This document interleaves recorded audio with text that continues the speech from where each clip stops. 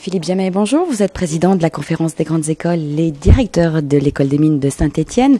Les grandes écoles. Pourquoi faut-il oser une grande école? À quoi mène-t-elle? Et quels sont les avantages sur un marché parfois difficile?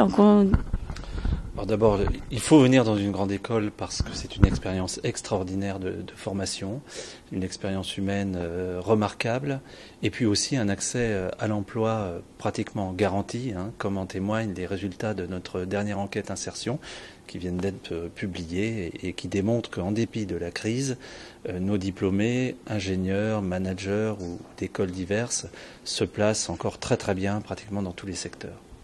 Qu'est-ce qui fait la force de votre école? L'internationalisation, la professionnalisation, vos rapports avec le monde de l'entreprise?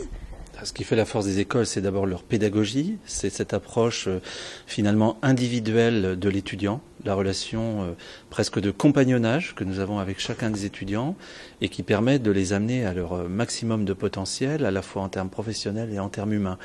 Et la deuxième force des écoles, c'est la relation à l'entreprise. C'est la proximité avec les acteurs du monde socio-économique, qui sont évidemment les employeurs de nos diplômés, mais aussi des intervenants dans nos écoles, mais aussi des tuteurs. Un lien très très étroit entre les écoles et le monde socio-économique qui fait que finalement on est à peu près certain en rentrant dans une école qu'on est en phase avec les attentes de la société d'aujourd'hui et du monde de demain. Quel est le rôle aussi de la conférence des grandes écoles? Quelles sont ses attributions déjà? Alors la conférence des grandes écoles n'a pas d'attribution officielle puisque c'est une association libre entre des membres écoles et plus largement entre des membres non seulement écoles mais du système des grandes écoles, classes préparatoires ou entreprises. Le rôle de la conférence des grandes écoles, c'est de favoriser l'échange entre ses membres. Bien entendu, les écoles se caractérisent, comme toutes les PME, par une créativité très très forte. Beaucoup de projets qui sont conduits au niveau individuel des écoles et qu'il est intéressant, pour certains, de partager dans un cadre collectif plus large. Et puis la conférence des grandes écoles, c'est aussi en quelque sorte un syndicat professionnel qui est là pour promouvoir, pour défendre le modèle des grandes écoles, le modèle des PME et des entreprises de taille intermédiaire, de l'enseignement supérieur et de la recherche.